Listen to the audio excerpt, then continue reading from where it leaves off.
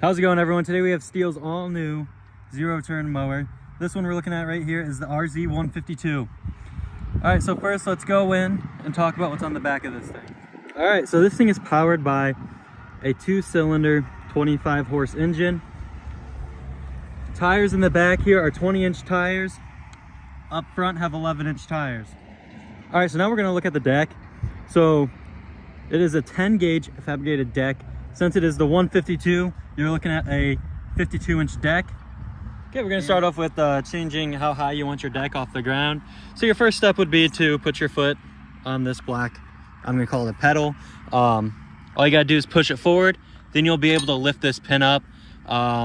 Just for purposes of driving later, I'll just put it at 4-inch right here. Technically it'd be 4. All right, next, starting the machine is super easy. Put it at 3/4 throttle.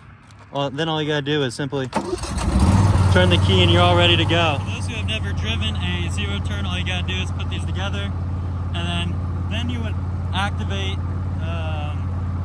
drive it. All you gotta do, push forward if you want to go forward. If you want to go left, push your right one. If you want to go right, push this one. Same thing to back up. All you gotta do is pull it back.